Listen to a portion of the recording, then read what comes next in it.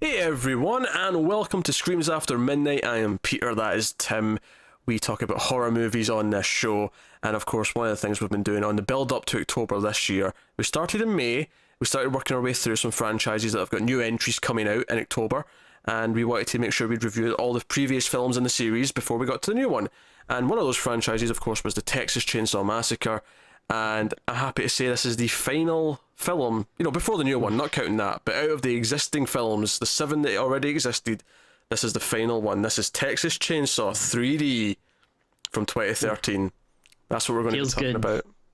Check another one off, It off does. the franchise checklist. Yeah. Getting it right before October. This just leaves one more movie and one more franchise to do, to tick off all the boxes. Unfortunately, that box is Saw 7, but we'll get to that in another episode. The next episode, in fact, because we're recording that right after this, not to spoil the recording schedule too much for you. And this is the 7th Texas Chainsaw, right? Mm-hmm. Yeah, because there was 6 Chuckies, 7 Texas Chainsaws, and 7 Saws. Interesting that both Texas and Saw both have 7 entries and both have the 7th one in 3D. The only difference being that Texas had 7 over the span of 40 years, whereas Saw had 7 over the span of 7 years. Yeah, that's fair. Pretty big difference. That's a good point, actually. And Saw 7 got to its 7th movie before Texas Chainsaw did, because that did that in 2010, and then Saw didn't do it until 2013. It's like, come on, Leatherface, you're letting the team down here. That stupid Saw franchise has gotten ahead of you. So, well, yeah, we'll do a little bit of spoiler free, I think. Is it actually? No, we won't. I think it's. Is it worth it? I don't know if it is in this case. I mean, it's not the most We'll stay away from late plot details. We'll give you a spoiler warning a little bit before we go into major plot things. But yeah, we can probably do a little spoiler free, just so we're setting up the main sort of thing, and if we like it or not. So what is this movie? It's Texas Chainsaw. I mean, it's just Texas Chainsaw. 3D. I mean, it was 3D when it came out, but now if you buy it in 2D, it's just Texas Chainsaw. Like, so. Okay. So you can go either way on it. But that's good, because I think we mentioned this before, but I forget which episode, but I think the only time you can get away with that 3D, subtitle is if it's the 3rd movie. Anything after that, you gotta drop it. Yeah, I mean, my Blu-ray of this is just Texas Chainsaw. Doesn't have the 3D. It's actually a surprisingly packed disc. I hadn't really put it in before, I don't think, and I was like, oh, there's like 3 commentary tracks in this. One of them has Toby Hooper on it, which I was like, oh wow, that's weird. And then like, I think like Gunnar Hansen's on one of them, and it's like, oh man, they got all the old people back to.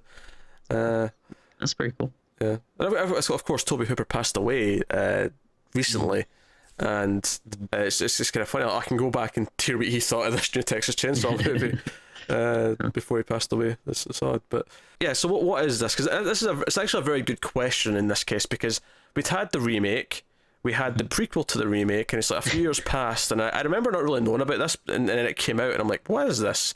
And this was like when I was in university, and people were like, oh, do you want to go and see this movie after? I'm like, oh yeah, I don't even know what this is, and I remember like seeing the opening title sequence, and there's like scenes, like, it does like almost recap of the original movie, and I'm like, huh, because I think going into it I just assumed it was part of the remake timeline, and then I'm like, oh no, it's not, it's ignoring the remakes, and it's a direct sequel to the original film. So that's what it is. It ignores all the other sequels. It is a direct sequel to the first film, so it's kind of doing the whole Halloween H2O thing, where it's like, no, the rest of those sequels don't count. It's just straight on from the first one. That's where we're still ticking off from. And the whole idea is that during the aftermath of the first movie, the sheriff and the townsfolk all show up at the house. The townsfolk burn it to the ground, kill most of the family members, but there is a little girl, a baby, who survives and is taken by one of the hillbillies. And this little girl grows up to be Alexandra Daddario. She then inherits this big house from someone in the family. She didn't even know she was adopted. And this leads back to a Sawyer household, and of course Leatherface is kicking about, and that's where kind of the plot goes. And There it is. Now, I will say this before I even ask you if you like it, Tim. I do want to point out one of the most blatant plot holes in the history of movie making, where this movie actually specifies that it's set late 2012. Okay. This baby was meant to be kidnapped in 1973. She should be 40 years old, give or take. And Alexandra Daddario in this movie is like 26, 27. So, I'm just pointing that out there. She should be middle-aged and she's not. So, I'm just saying that. Yeah. And that was... There's a few things in this one that I'm going to blatantly point out, but that one's particularly, like, just out there. Anyway, so Tim, I'm going to ask the question. Do you enjoy... And we've seen this before, of course. We've both seen this already. But do you enjoy Texas Chainsaw? It's funny, because I'd watched this like a few years ago when it first came out, and I just had really bad memories of it. I remember it being awful and maybe one of the worst in the franchise. And I think I like where this is going. Tim, continue. And going back and rewatching it, I definitely wouldn't say it's like a good movie. Like, I don't think it reaches the heights of the franchise, but it was actually a lot more fun than I remembered. Pretty stupid in parts, but maybe also in watching the last one so recently, which we both agree was just incredibly boring and unforgettable and stupid. And this one was actually like, oh, maybe not the best, but at least I'm having fun with it. And I was actually a little surprised. So I guess I would say it's not a great movie, but I did have fun with it. I kind of love this one. Interesting. Okay. And, like you said, it's not a good movie. It is, but the thing is, this is just a modern made but dumb 80s slasher movie. That's what this is. Okay. Yeah. And it's never boring. It doesn't have that stupid grimy remake style from the last two movies. It's never boring. The characters are all memorable. I mean, you may not remember their names and stuff, but like in this one, you're like, okay, that's the seedy mayor, and then there's the sheriff, and you remember who all these people are. Tell me, give me a description of one character from the beginning. Do it, I dare you. I double dare you. You can. Yeah. Like they all. And don't get me wrong, the movie's stupid. It is stupid from start to finish. It is full of things that don't make sense. But you know what? This movie never pretends that it's anything more than a stupid slasher movie. And because of that, and because it has some fun kills, right? There's some fun gore and some sort of unintentionally funny moments, along with some intentional ones. I don't know. I went to see this in the theater, like I said, and I remember me and my friends laughing our heads off at certain parts in a good way. Like we were having fun with the stupidity of it. And watching it again for the first time proper since then, I'm like, my opinion's not changed. Especially watching it so close after those last two. I actually think I like it even more than I did the first time because I'm like, you know what? This knows what it is not ashamed of it, and it's just doing silly things to be creative and have fun with it. And for those reasons, you know what? This is better than the remake, it's better than the prequel, it's better than the Next Generation. I probably like it more than 3, and that's maybe where it sits in terms of how much I enjoy it. Yeah, I'd probably agree with that somewhat. I think you still like it a little better than me, but I mean, I definitely agree though. Like 100%, I would take these over, the 2 rebooted movies any day. Like, at least it is having fun with what it is, and I think you bring up a good point, like about watching with friends and laughing and stuff. I think maybe the reason why I had some bad memories of it is I know I watched it by myself at the time, and it was probably at a time where I hadn't seen a Texas Chainsaw in a long time and maybe had different expectations or something. But I could easily see this as being a really fun, like, popcorn movie you watch with your friends and make fun of. And even without that, just watching it by yourself, there's, plenty that, like you said, it's never boring. Like, there's not like long, exposition moments or anything. No. And I will say this is finally Leatherface focused. This is the first movie where it's not the bad guy is like this crazy family or whatever. It's like, oh no, we're actually getting like a lot of Leatherface in this. And they actually subvert some of the expectations because there's a hitchhiker at one point, and it's kind of like, oh, you remember a hitchhiker from the original movie, is this going a certain way? And it doesn't go that way. it kind of subverts your expectations. And yeah, and we don't have the dinner scene that like almost all of them have had up until this point, and it's like, thank you, we didn't need that anymore. And as well, as much as there's like some laughably stupid elements to where it goes in the last act and the ending, I actually kind of applaud it for doing something a little bit crazy. Not quite as crazy as the end of Next Generation, because that took you just out of the movie and you're like, oh, this is just like this weird meta thing, whereas this still kind of works in context of the world.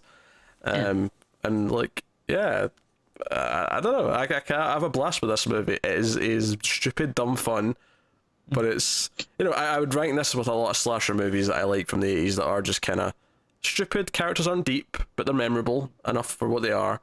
And like at least they're not like my favorite characters or anything, but like you said before, with the reboot of movies and stuff, that those characters that were just so lifeless, you didn't really care anything about them. Like, you know, it's not like I'm gonna remember these characters' names and think they're so cool or whatever. But as I'm watching them, at least I'm getting the sense that are like, oh, like these actually feel more like real characters, and I'm getting a sense of their personalities and stuff, and they're not especially boring me or especially the non like main group, like see like all the town characters and stuff in this one, like the mayor, the sheriff, the cop that goes to investigate the crime later on. Like all these guys in my head really stick out as having personalities. I don't know, I kind of dig it. Like it's kind of fun and goofy, and like I say, the kills are pretty cool as well, which is nice. Obviously it's never scary, but like it is actually. Interestingly, this is the only Texas Chainsaw movie, and I don't know about the new one, but certainly so far, this is the only one that's shot in like anamorphic, like the wide aspect ratio. Okay. Up until now, they've all been kind of 1.85 or thereabouts. Interesting. I wouldn't have noticed that, but that's okay. I'll put it in Tim terms. You had black bars at the top and bottom of your widescreen display. Okay. Right. Okay.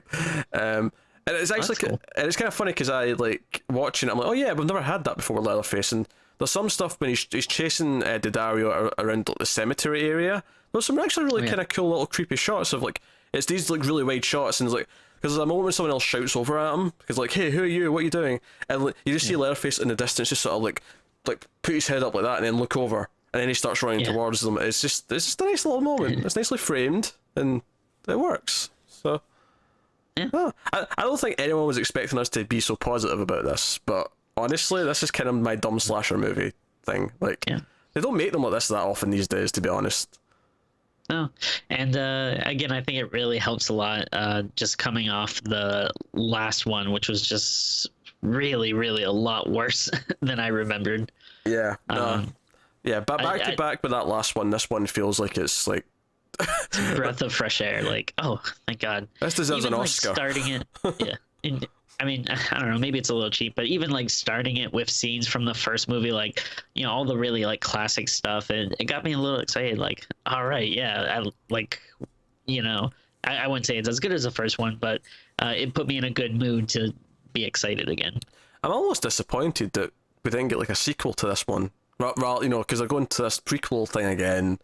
I'm like, kind of would have been down for a sequel to this, even though arguably the ending kind of is just a nice place to end it. We don't really need more. Not that we ever need more of a slasher series anyway. Like it's just if we want to, we can have some more kills basically. But but I think there would definitely be like sequel stuff that you could do with this that might have been interesting. But yeah, we'll see. Daddario's too big now. She won't come back for a slasher. This was the first thing I ever saw her in, so I didn't really know who she was. And then she was in True Detective the following year, and then she's obviously popped up in various movies and stuff. But yeah, so I'll give you the spoiler warning just now, because I think we're going to start talking about plot and where things go and whatnot. So, first of all, I want to talk about a couple of the best laugh out loud moments I've had in a slasher movie in this. So, not too long into the movie, again, talking about how it keeps the pace up, it doesn't, linger too long or drag. We get to the point where Leatherface is out in the open and he's chasing people around, and he's, Daddario's found her, because Leatherface has dug up the auntie or the gran who died and left the house to her, and Leatherface chases her out the house. She chases her into the cemetery, and there's some okay stuff with her hiding behind the tombstone, and then in the coffin. There's some cheesy 3D things where you can tell they're poking things at the camera. Yeah, I feel like every time I forgot that this movie was supposed to be in 3D, something would try to fly at me. Like, oh yeah. Which honestly kind of makes me because it reminds me a lot of watching Friday the 13th Part 3, because that has a lot of that as well. And while the Blu-ray has the 3D version in the blue and the red, and like I've tried watching it like that, it honestly doesn't really work. Like, it should in theory, but it doesn't. But it's whatever. But you know, it amuses me all the same. It just adds to the kind of the goofiness of it. So the other characters are having sex in the barn, and they come out and shout on him, and he runs over. And I laugh, and I did it this time as well, but I definitely laughed a lot the first time I saw it, because they shut the barn door, and it's like one of those like wooden plank locks where they just put the bar over the little sort of the beam over the thing, and I'm like, he's got a chainsaw. It's made of wood.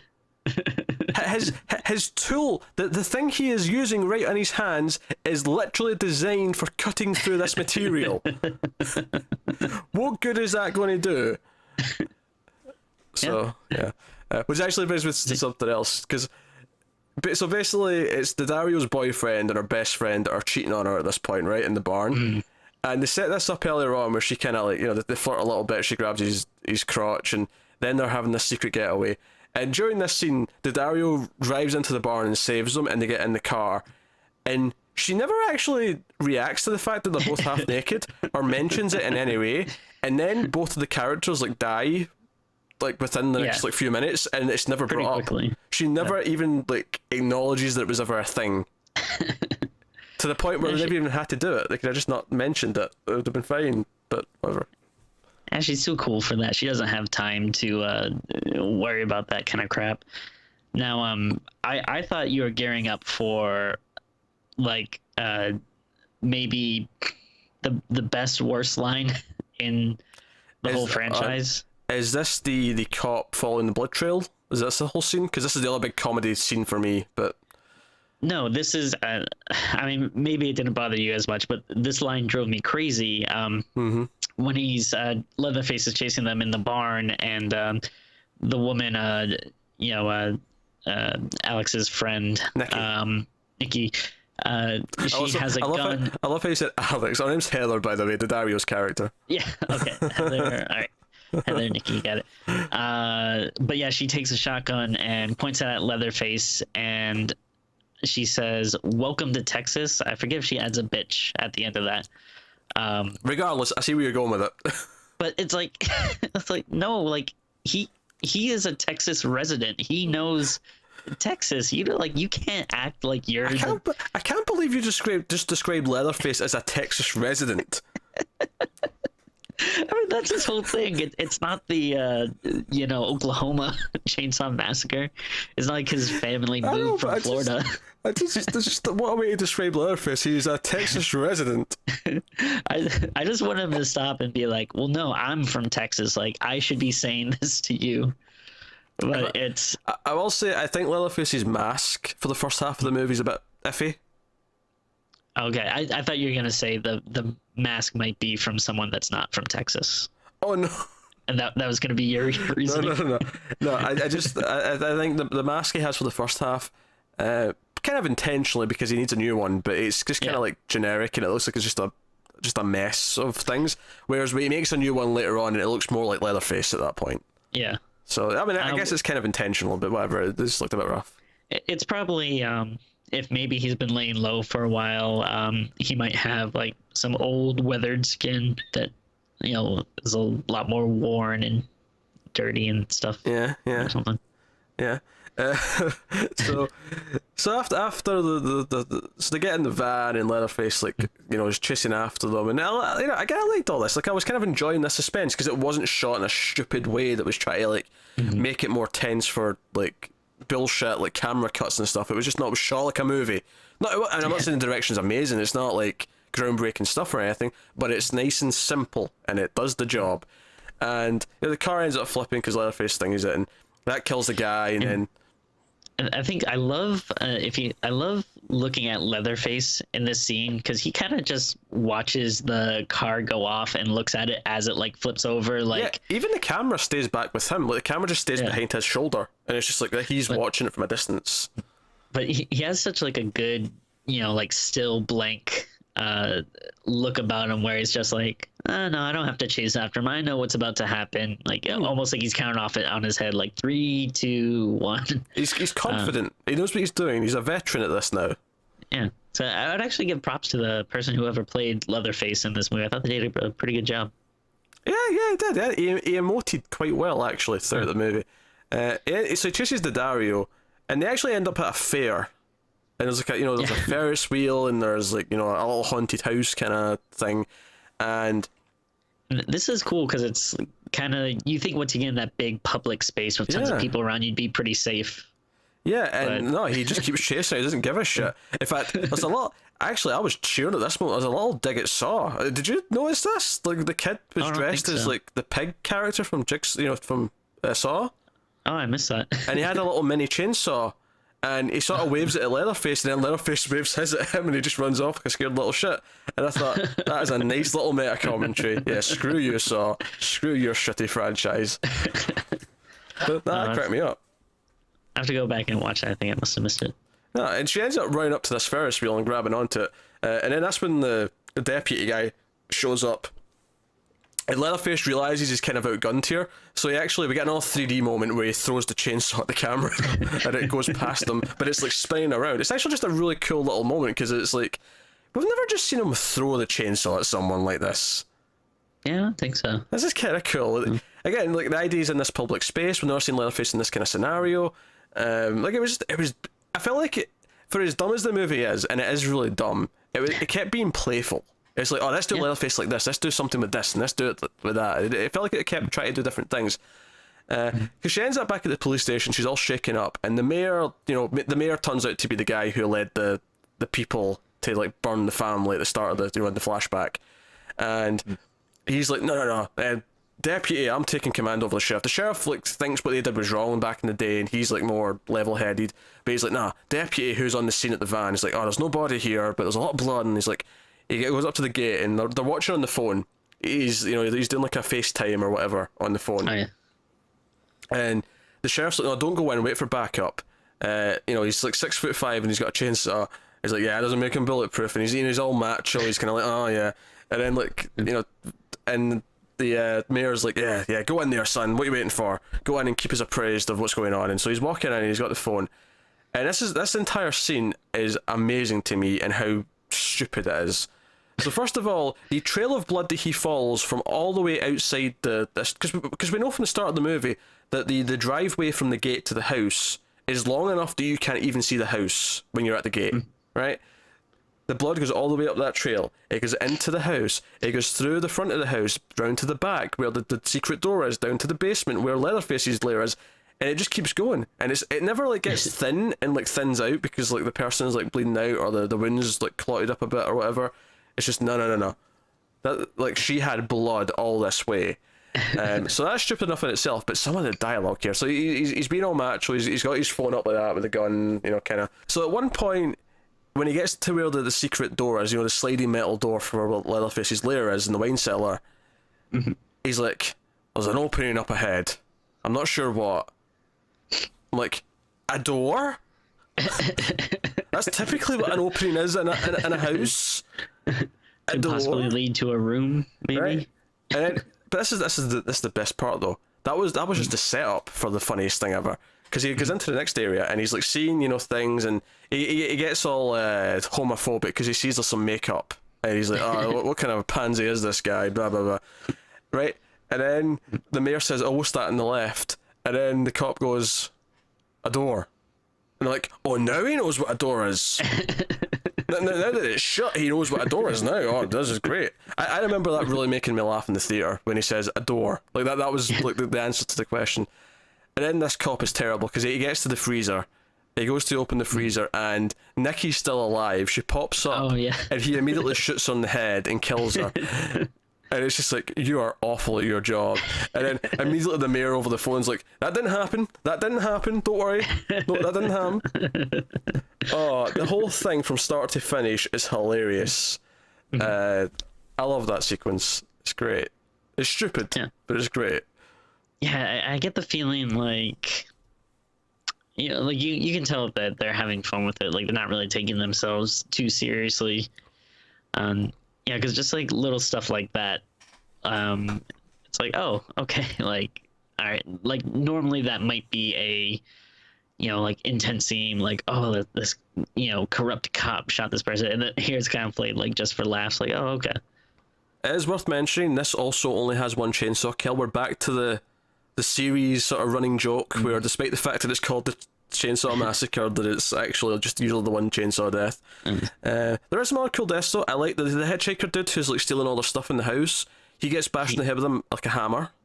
That's a pretty brutal little kill. I like that. Yeah. And it's the other guy that gets the hook in the back. Hook in the back, and then he's hooked up, and then he gets his like legs cut off like from the stomach. He gets chainsawed. So he's the chainsaw kill. And then later on there's some other stuff, but so the movie goes in a really different place though in the third act. Like it goes to a really like different place. Basically, Daddario's left in a room with like this evidence box, and she kind of figures out everything that happened, that her entire family was murdered by the mayor and the townsfolk, and she ends up leaving. And then the mayor wants to get to her, so like, he starts to think, oh no, she's part of that family, we have to kill everyone in that family because they're all crazy, they all want to kill us. They're ungodly and unlawful and on everything else. It's actually kind of a nice turn that the end of the movie does, where honestly I don't know if I can think of too many like other slasher movies that take this kind of turn where, you know, the monster actually ends up becoming like a little bit of a hero. And yeah, he becomes a sympathetic one.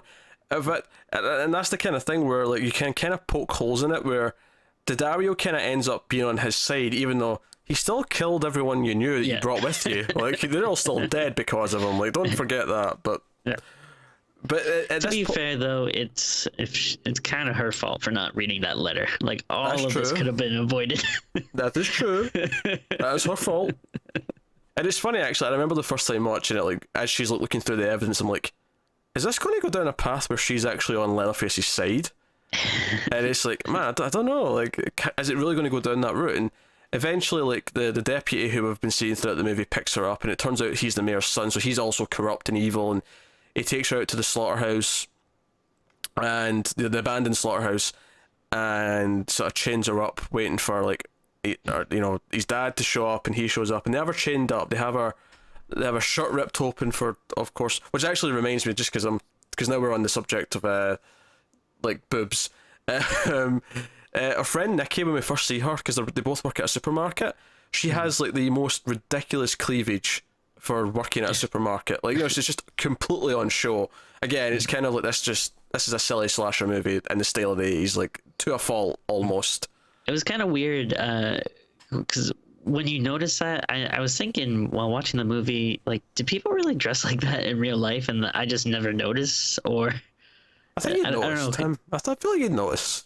I mean, like, I don't know. To be fair, maybe I don't get out that much, but true, yeah. I was like, but I was like, wow, like I feel like if I went to Best Buy or something and someone was dressed like that, I'd be like, oh man, that seems a little inappropriate, but it's just. Oh, is that what you would say? You got sorry, miss? Excuse me, but that's a bit inappropriate. That much cleavage in this situation. Well, I mean, I guess if that's how you want to dress, all the more power to you. But, yeah. It does seem a bit interesting. It seems a bit raunchy for buying a toaster, though, doesn't it? Right. Yeah. Yeah. Where's it going? Oh yeah. But like you said, it is puts you in the nice like slasher mindset that's like, oh okay, like we are entering a 90-minute zone that is just gonna be like sex and, you know, death. Which by the way, because they use her kind of in that role a lot, actually, Nikki, because when they're walking to the house, she gets the ass shot, you know, the famous Texas Chainsaw Massacre ass shot, and then later on when they drive into town to get some supplies for, you know, having dinner later, And I remember laughing at this in the theatre as well because it was so blatant. They all get out of the van, and she gets out of the van, and she just hits her mark. And I actually commend the actress for this, because I don't know how she hit this mark so perfect, but she gets out of the van, and it's kind of a close-up at ass height, and she just sort of lands her ass in the sort of the bottom right of the frame, sort of here. But it's just perfect. She's in one shot, she gets out and just her ass lands there, and it's like I want to know how many takes they did so that she could land her ass in that exact spot. It's actually impressive. It's just perfect aspect ratio.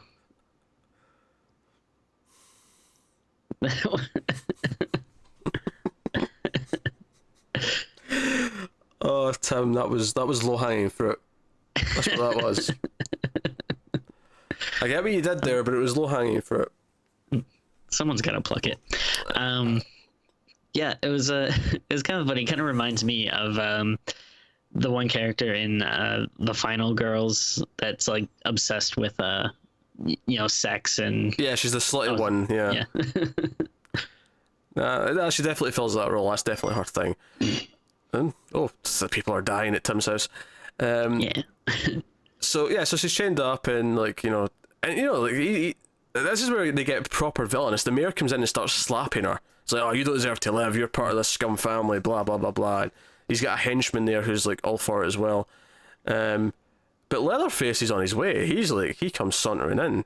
And this is the funny thing is that Leatherface gets beat here. Like they notice him coming and they just start beating him up. They get the chainsaw away from him and they start beating him the shit out. And you do feel sympathy for Leatherface. You're like, man, I want Leatherface to get up and kill these guys.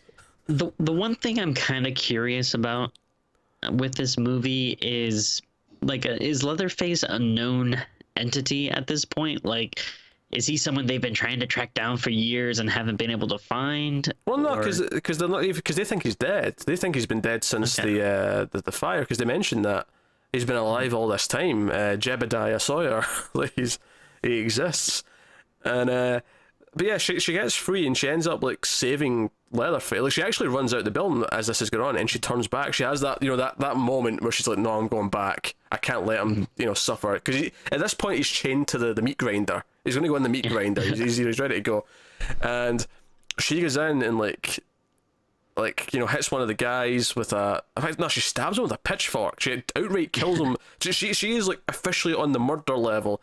And to be fair, they said that she's got some of her family's sort of genes at the start, because she's got a little bone piece of art that she's doing. Oh, okay. She brings the bones back because she works at the supermarket. She cuts the meat in the back, and she brings some of the animal bones home, and she makes this just a little painting kind of thing with bones stuck to it. That's funny. I didn't really piece that together, but yeah, just the fact of her working in the meat department is kind of oh, okay. But then the fact that she's making things out of the bones is very, Sawyer family-esque. But that's actually so that was kind of planted. Now, I do think the moment where I love the moment where she throws the chainsaw over to Leatherface. Right, it's a great moment, even though I think the line is actually too cheesy, even for this movie. Do your thing, cuz, is just a little too much. Yeah. It's just a little bit too much. And obviously at this point he knows she's related, because he's seen the burn of the necklace on her chest. Yeah. Which is why he knows that she's family. And of course Leatherface gets up and kills to his heart's content. I was just gonna say, I never really I guess put it together, but I guess it's similar to Fast and the Furious. Oh, this franchise is really about family. We never really realized it, but yeah. Also, the mayor gets a really brutal death, actually, because he gets his back of his ankles chainsawed, and then he gets pulled into the meat grinder. It's got this big sort of funnel thing going into it, and he's hanging on, and then Leatherface just chainsaws his hands off. Then he falls into the meat grinder, just churns.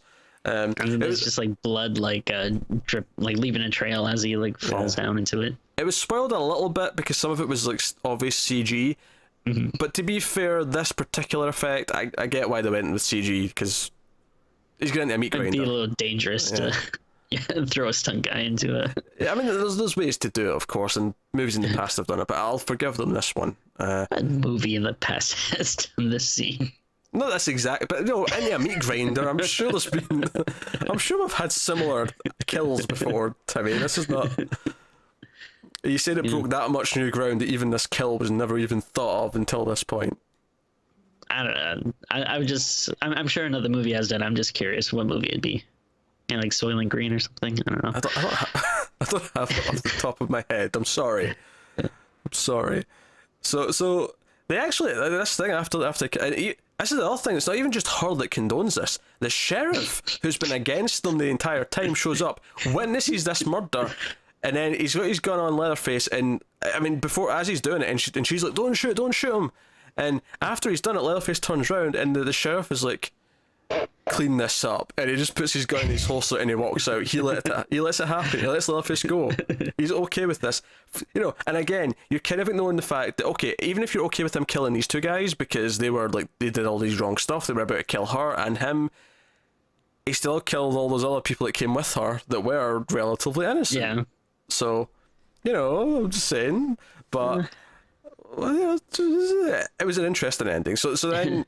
They actually walk out the building together. They walk home. You see them walking side by side together down the path, and she has this really sweet moment actually where he's sort of sitting there. He's kind of hurt because he got hurt in the face, and he sort of sits down. He's tired. He's a tired sort of middle-aged man now, and you can tell he's beat from the day of killing that he's had.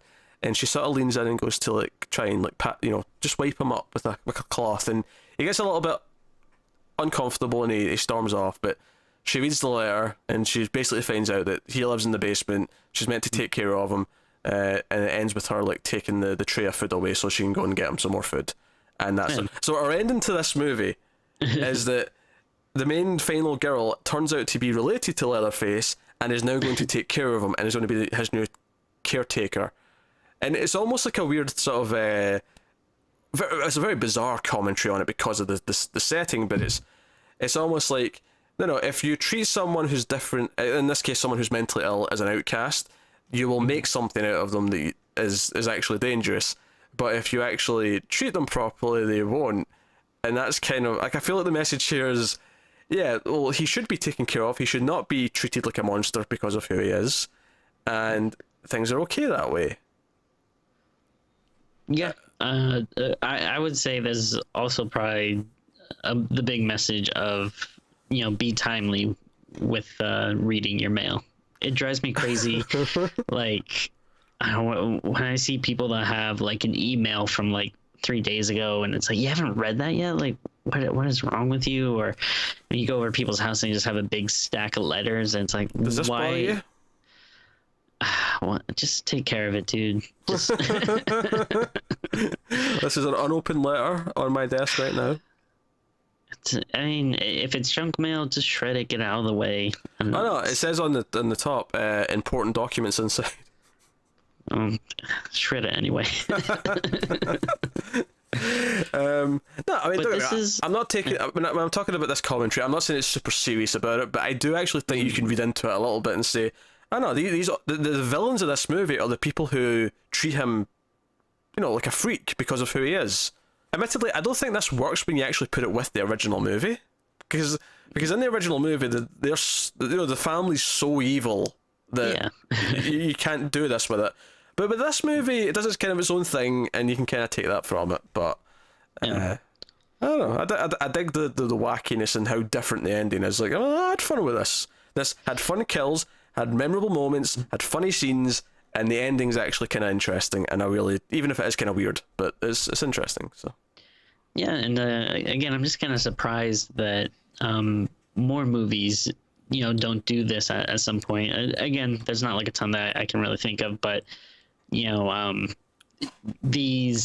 killers or monsters, especially in these long franchises, are one of the most interesting characters, and it's kind of why you come to the movie. So it makes sense to have one where you're actually rooting for the guy, and especially since because you kind of like a lot of those movies, like late Friday movies, people said eventually you just kind of started rooting for the killer. That was kind of a thing that people did, even though you weren't really supposed to. And it's like this movie actually took that and said, no, we're actually going to make you root for the killer by the end of it. That's actually kind of going to be the point. Yeah. So it is actually interesting, and yeah, I actually wouldn't mind like more, sequels kind of related to this, and seeing like, oh, yeah, Leatherface dishing out vigilante justice. Vigilante justice. Do you think the Dario witnesses like a heinous crime and she's like, hey cuz, go do your thing? We got some work to do. But I think that she's killed at least one person now though, so she's also she's done it as well, so she's got a pitchfork though, that's her thing. I think there's one thing they haven't done in the series that I really think they should do. Well, I think space is always the go-to, and maybe eventually down the line, but I feel like it'd be so easy, like Leatherface in the big city, like just get him in, like let him take Manhattan, or which admittedly whatever he needs to do. People always look at Jason Takes Manhattan as a bit of a failure, and it is in terms of what it promised, because so little of it's actually in the city. But I do like the idea of one of these slasher like villains in a city, like for the whole movie. That'd be fun. But I was just thinking of a space idea. You're like, well, it's not technically Texas anymore, because at least with Texas you could go to Houston or one of the cities in Texas and do something there. Well, I feel like what you would do is he would be on the ship that'd be like the USS Texas or something like that, like have some type of like no name wait, like are you that. seriously just suggesting we spend half the movie on a ship again, like Jason Takes Manhattan? No. But I was thinking, if it's in space, right, you call it the New Texas Chainsaw Massacre, and it's called that because they're on New Texas. It's like it's the space station that's called New Texas. I like it. That's a good idea. Because we've all moved off Earth, right? We're all on space stations, and and everything's like New York. And well, I'd like be 100% down for that. Yeah, I think that's a plan. How Leatherface ends up there, I don't know, but whatever. Like cryo freeze him. I mean, that's the one thing we'll take from Jason X. Just cryo freeze the sumbitch and get him there that way. I think that's a plan. But yeah, I ask you this: name me another slasher movie where the final girl throws the weapon back to the villain at the end and says, "Do your thing." When was the last? Think I can. The last time a final girl and the slasher villain, teamed up at the end and became allies. It's amazing. Yeah, I can't think of any. I love it. I love it so much. Yeah, I'm surprised that this isn't really like talked about more. I don't know if it just kind of came out during a kind of horror lull or something. Honestly, I think a lot of people just write it off as being stupid, and it is stupid. Don't get me wrong. Like, as much as we're like saying we enjoyed it and we're kind of praising it, it's a silly movie with a lot of goofy ideas and a lot of goofy character moments, but they're all kind of memorable, and that is way more than I can say for that last movie we did. The beginning. Oh yeah. Jesus Christ, that was dull. Yeah, I wonder if people were just maybe. Well, it was a good amount of years in between the movies, but I don't know. Maybe people are just still jaded from them or something. Because I know I always kind of put like these three movies together in my mind. I guess maybe because it's just the, the post 2000 ones. Yeah, the reboot feels like a pretty hard line. It's like movies pre-reboot and then after. And then I completely forgot, well, this doesn't even have anything to do with that. And what's funny about this as well is that the next one, Leatherface, has been shelved for a couple of years, so debatably that actually started being made like soon after this, like probably within a year or so of it, because Leatherface has been finished for at least a year and it's sat on a shelf. So it's just, I don't know, it's interesting that's the route they took next, because this is a sequel to the original. The next one's a prequel to the original. We'll see how that works out. It excites me less than... I mean, I wasn't excited about this one. I didn't know what to expect from it. I was surprised when I enjoyed it as much as I did. I was like, oh man, this was a blast. But I don't know. Well, nothing makes me more excited for a movie than hearing that it's been sitting on a shelf for quite some time. Hey, you say that, but Jason X sat on a shelf for 2 years. The Cabin in the Woods sat on the shelf for a couple of years. I feel like that's the one outlier. I said 2. There was 2 there. I mean, Jason X. I don't know about that. It's goofy fun, but Well, when we get to it, we can discuss the merits of Jason X. okay.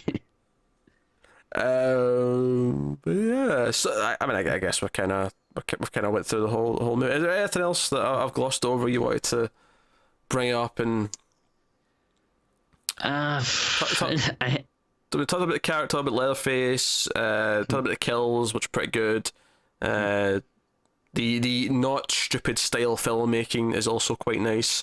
Very basic stuff, but it very simple and effective for the most part. Yeah. Which is to music say, wasn't bad. Yeah, music's not bad. And I in think fact, again, actually, it's just talking about sound. Actually, one of my favorite sound moments in the movie is when he's chasing Daddario through the cemetery, and he's like chainsaws like right, and she's hiding in the coffin, and he just turns it off, and then everything goes silent, and it's just the crickets or whatever in the background and distance, and it's like, oh man, they really played the idea that is when that chainsaw noise went away, it really just everything dropped. I like that. I thought that was a good little choice. Yeah, I don't think I have too much else to say about it. That's fine. We're hitting 50 minutes. I think this is the most anyone's ever talked about this movie. So, I mean, I hate to keep harping on it, but the one guy that handled, I think her name was Verna's estate. I mean, I know he told her to read the letter right away, but he really, really, really should have emphasized it. Probably. That actor pops up in a lot of things, by the way. Oh yeah, he's a great character actor. Yeah, he pops tons of stuff. He was in the hit television show Buffy the Vampire Slayer. He played Buffy's first watcher in the flashback. Oh. In the season 2 two-part finale. Did not realize that. Also, it's worth mentioning there was some cameos. I don't know if you noticed Gunnar Hansen was one of the family members at the start of the movie. I didn't realize that was him. I saw his name in the credits, but I mean, admittedly, I don't really know too much what he looks like. But it's cool that he was in there. Yeah, he's got a beard. That's kind of okay. I just kind of knew him from that more than anything else. They didn't really seem to like the family in the beginning didn't really look like it matched up too well to the family from the first one. Oh no, it didn't, because they had more people drive in right away, implying there was more of an extended family. Just so it felt, because it was basically just an excuse so they had this other woman had a daughter that they could kidnap, because obviously there wasn't a baby in the first movie. Oh, which reminds me, actually, I never knew there was a post-credit scene for this until I watched it this time. Oh, I didn't see that. Just luckily, I just let the credits play out as I was checking Twitter or whatever as the credits were playing. I never stopped them, and sure enough, there was a little post-credit scene. So you know how Alexander Daddario's parents in the movie are these like shithead hillbillies who stole her, and when she goes back to see them and confront them about being adopted, they're really assholish to her. They treat her like shit. They're just the worst. The post-credit scene is them showing up to her new house, and they're dressed up nicely. Like, oh yeah, well I'll pretend that I love her since she's got all this money now in this house. And okay, I think I see where this is going. yeah, they're just sort of bickering out in the porch, and then Leatherface just like kicks open the door and rum, then just cuts to black. So it just implies that they're about to get killed. So she's invited her parents to be slaughtered. Oh, I have to go back and it's a fun little watch scene. that now. Yeah, it's a simple little thing, but it's just it's a good goofy little moment. But yeah. So is this another franchise that has like its own, like different movies are by a bunch of different studios? Yeah. Okay, so that's why I'll probably never have a nice Blu-ray box set for it. Very lightly. I think there's a box set I saw online, but it's pretty expensive. Must be out of print or whatever. Yeah. It drives me crazy. They're not as split as say Halloween or Summoned Dolls, but if Halloween can do it, why can't Halloween did end up doing it, because Halloween got to a point where it was all down to like 2 or 3 companies, whereas some of them are like even more split than that. Yeah. And to be all fair, I want is, and I think with Halloween as well, like none of them were like they were all kind of smaller things, so they were easy to sort of pay off to kind of. I mean, for the most part. It's not two like giant studios fighting over. Yeah. It's not like Warner Brothers and Disney, like. Whereas, Yeah, but whereas with Texas Chainsaw, I think MGM has the second one, so that's Fox, I think, currently who own the rights to that. Whereas this one was Lionsgate, and the new one's Lionsgate. But I don't think the last two were though. Like, beginning in the remake, I don't think they were Lionsgate. I think they are. Maybe they are Lionsgate. I don't know. I can't remember though. But they're produced by Michael Bay, right? So yeah, does he have a specific company? Well, Platinum Dunes, but like it's another bigger studio that puts them out, and distributes them. So it just drives me crazy. Like for these, like big franchises, like Halloween, Nightmare, Friday, Texas. I feel like all deserve like a really nice collection. Nightmare does. Yeah, I know. So I have Nightmare and Halloween, which are probably the two easiest to get, and then Friday the 13th Dead. It's out of print now, unfortunately, which I have. I have the Blu-ray of that. I'm happy I do, because hopefully it comes back in print at some point. Maybe if they do end up doing a movie, hopefully next year. That would be a reason for them to do it and reissue as a new release. But we shall see. So. Hey, at least your new Chucky box set will have all the movies. Now I'm stuck with a Chucky box set that has 6 movies, and then there's a new 7th movie out, and I'm like, well, I'm just gonna have to buy this on its own if I like it. And I'm not gonna lie, that would really annoy me. Because I almost just wait until the 8th movie comes out, Timmy. You're gonna go through the same thing. I'm rolling the dice on this, I know, but because I almost bought the Chucky box set because I was like, oh hey, this is kind of cheap, and then I noticed that another one had popped up, and I was like, oh, including the next movie. I was like, oh, okay, I'll wait for that. Yeah, that's just part of the problem with they keep making new sequels. Is you think, because I think there's some old franchises where you feel like, oh, that's done, that's the full franchise now. There's never going to be any more. Yeah. But now everything comes back. It's like, well, feck, like, like it doesn't matter what it is now. There could be more. As for the Texas Chainsaw movies, I own 1, 2, and this one. I also own the remake, unfortunately, which I remember liking it more than I did, but I can happily get rid of that. But 1, 2, and this one are the ones that I wouldn't mind owning 3. Like if they ever do a 3 Blu-ray that's worth getting, I'd maybe grab that. But that'd be a bit for me. Yeah, I would love a if they did the 4th one, but like a really good version with some type of commentary or making of. Like I would be really interested in that. The extras might elevate that one, just as like just on a train level. Like you want to hear how did it get to this. Yeah, no, I get it. Like, maybe if you could actually convince Matthew McConaughey to come in and do interviews and talk about his experience. Matthew, what do you think of Texas Chainsaw Massacre: The Next Generation? It's not all right. It's not all right. It's not all right. I would pay a lot of money for that. I mean, I guess we kind of already done it at the top of the show when I was like, I kind of just said it. But if I'm going to rank these movies, we'll rate this one first, then we'll rank them. Okay. Since we've done them all now. So I will. Yeah. What would you rate this one out of 10? I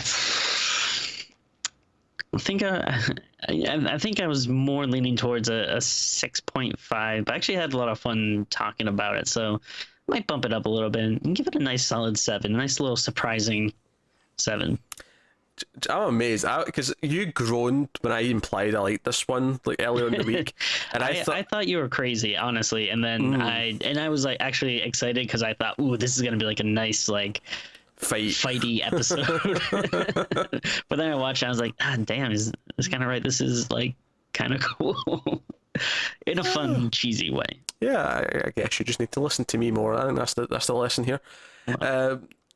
No, I'm going to echo your sentiments. I'm also going to go with a 7, which is insane. It's but it's just I have that much fun with it. It knows exactly what it is. It's stupid from start to finish, and that's all it is. And if you don't like that, it's fine. I can't make you like it. It's not objectively good in any way, shape, or form. But if you like dumb slasher movies, this is kind of right up that alley. And I really can't stress enough just like how much a ray of sunshine it is when compared to the movie before, which was just, I don't even remember what we gave it, but it had to have been like 3s or 4-ish territory. I think I gave it a 2. Yeah. I think it was that low. I think the remake for me was like a 4.5, and then that one was a 2. If I And recall. it's kind of funny because I remember when I first saw it, actually quite liking the remake, and then rewatching it now, it's like, oh no, the remake sucks, and this is actually kind of a good one. So if we're going to rank them, first one, obviously. Yeah. Obviously. And then it gets tough because I almost want to put this one above 2. Because 2 is definitely probably the better movie. But I might actually have more fun with this one. Because 2 still suffers kind of from that, we do the dinner scene again. And we do these things again. And it's almost like Hooper at the time wanted to do more of a black comedy. And that's fine. If you prefer that, that's cool. And you do have Dennis Hopper with the dual chainsaws and everything else. But I think I'm going to go Texas Chainsaw at number 2. I feel like I like the second one a lot. I just think it could have been like cleaned up a little bit. Like I think one of the big problems I had watching it is it always felt like each scene went on a little bit too long, which this movie definitely didn't have. Although the ending did not, however. The ending just abruptly ended, and it felt like there was stuff missing. So no, I'm putting this at number 2. I think that's fair. They're pretty neck and neck for me, but yeah, this one maybe might edge it out a little bit, just for being a little cleaner. And so first one, Texas Chainsaw 2013, and then Texas Chainsaw 2, then Texas Chainsaw 3, and then probably Next Generation at that point for me. I might put Next Generation above 3 just for its like craziness. Okay. And then remake, and then the beginning, dead last place, obviously. Yeah. God, I was bored. Definitely. Yeah, I think there's no argument there. And then 3 and Next Generation, that's another one of those things where it's like those are pretty neck and neck. Like 3 is definitely a better movie overall, but I kind of like the really weird, ballsy, crazy stuff that 4 does. Yeah, that's fair. So there we have it. We've done all 7 current Texas Chainsaw movies. Oh boy, what a journey! Luckily, we won't have to do another one for I don't know, a few weeks. That's what to do though. So this will be an interesting experience going into this one as a new movie. Yeah, I'm actually pretty excited for it. Given, who knows how it'll end up. It could be awful, but who knows? Could be surprised with this one. So yeah. So with that said, I shall promote. Obviously, we're very nearly October now. It's so close, I can taste it. Funnily enough, this week has a lot of extra episodes just so we can finish all these damn franchises in time before October. But we're going to be doing a lot of extra episodes throughout October, at least 4 per week. And we will also be having a top 100 horror movies that's split into 4 parts, and we'll do that over 4 weeks, ending on Halloween itself. We also have a new thing kind of starting for Mailed Fuzz TV next month. I can't reveal it just yet. We'll be revealing that early in the month, but you can look forward to that. And there's also all the voting. Yes, there's votes. There's 2 Patreon votes, one for classic movies, one for Knee-High Mischief, but then there's also a free vote, a public vote, which is something we're only doing for October, but there's a link to that in the description. It's a werewolf movie vote, and everyone can get involved in that. But if you want to get involved in the other ones, you can go to patreon.com/MailFuzzTV, the $5 tier and up. You can get all your voting and a bunch of other things in there too. So that's cool. So lots of stuff coming in October. We are going to take the first week in November off because we're doing so much in October, but otherwise it's all happy news. So yay for all that. But yeah, so let us know what you think of the movie in the comments below. Let us know what you think your rankings are for the series. Like, subscribe, all that stuff. Get us on Twitter at mailed_fuzz for channel updates. And that is us. So thank you once again for watching. Keep watching scary movies. We'll see you next time.